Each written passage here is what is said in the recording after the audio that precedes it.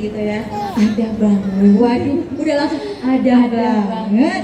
Jadi saat itu tuh bener-bener yang aku bilang. Jadi pertama berterima kasih dulu sama diri sendiri, terus abis itu ternyata nikmatnya tuh malah dikasihnya lebih gitu, jor.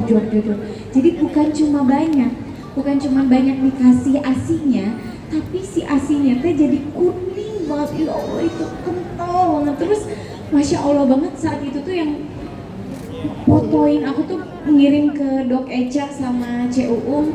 Alhamdulillah banget Ci, Dok, kondisi aku sekarang asinya udah sangat-sangat baik, dan bukan cuman banyak tapi kualitasnya juga bagus, lemaknya juga banyak dan kuning, bener-bener kuning warnanya gitu. Jadi saat itu tuh saking udah nggak tahu lagi apa yang diutarain, jadi aku cuman kirim emoticon nangis aja, udah nangis kejer.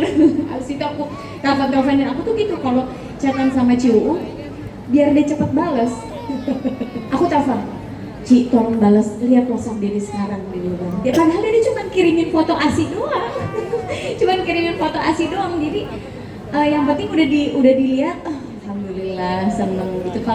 Kalau Dok Eca tuh bener-bener yang aduh masya Allah banget deh, pokoknya udah kalau konsultasi sama Mama tuh the best deh, dia ngerasain banget bagaimana telatennya ditemenin, terus ya bersyukur dan Dede mungkin salah satu orang yang sangat beruntung yang bisa langsung didatengin malah sama dokternya langsung gitu.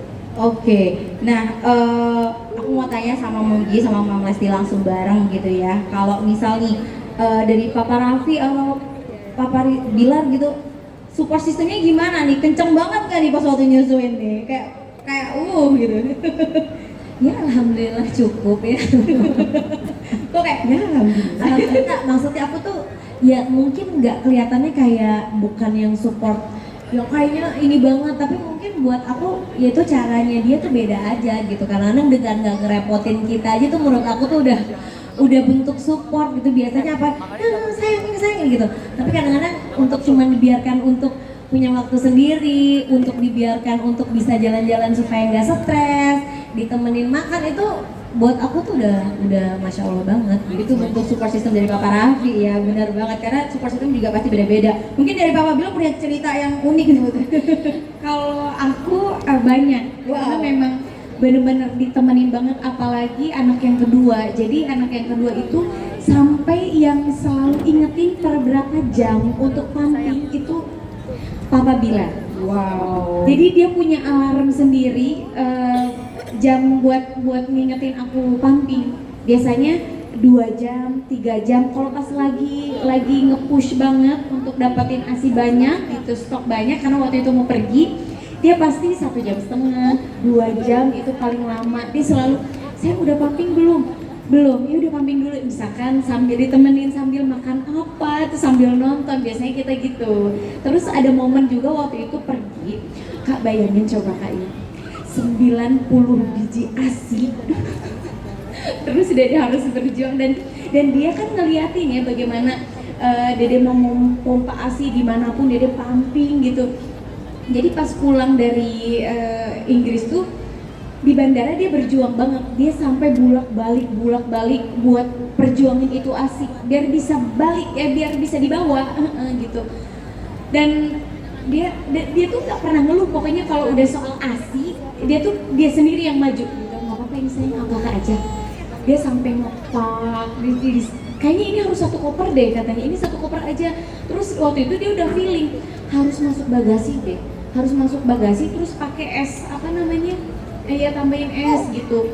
Takutnya amit-amit buruknya ini nggak bisa lewat, udah kita masukin bagasi aja. Itu dia bandel, enggak ini harus, masa mau dimasukin bagasi, itu kan makanan gitu-gitulah. Dia itu masih yang begitu, dengerin deh. Tapi ya udah deh, dianya ngalah tetap. Terus abis itu dibawa pakai koper yang kecil-kecil, bawa yang kecil-kecil dibawa buat disimpan di kabin. Nggak bisa lewat, iya.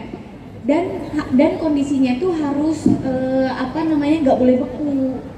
Iya, justru malah nggak boleh beku waktu di Bandara London waktu itu, nggak boleh, katanya harus dicairin. Ini dia marah-marah, nggak mau lah ya nanti kualitas, gitu lah, dia marah-marah sama dia. Terus akhirnya orang bandaranya tuh nyaranin ya udah dimasukin ke bagasi aja. Akhirnya singkat cerita udah balik lagi bawa nenteng koper keluar lagi. Oh tapi cekinin lagi itu dia, tapi dia nggak ngeluh sama sekali, cuma jadi justru ngerasa bersalahnya tuh sekarang begitu udah terlewati gitu. Tapi dia iya. Abis itu marah lagi karena apa? Ternyata itu ASI terbangnya itu penerbangan besoknya. Waduh, terbayang ibu-ibu bagaimana perasaan saya? Soalnya udah terakhir dimasukinnya, jadi nggak kebawa, diterbangnya lah. Qadarullahnya karena itu esnya banyak, besoknya dia udah konsultasi sama Ciu sama Dok Eca. Dia tenang dulu aja, kalau itu dalam kondisi masih ada beku itu nggak apa-apa, masih bisa dikonsumsi, tapi harus langsung dikonsumsi ya gitu. Jadi malah itu kan dia nggak mau pergi lagi ke sana gitu lah.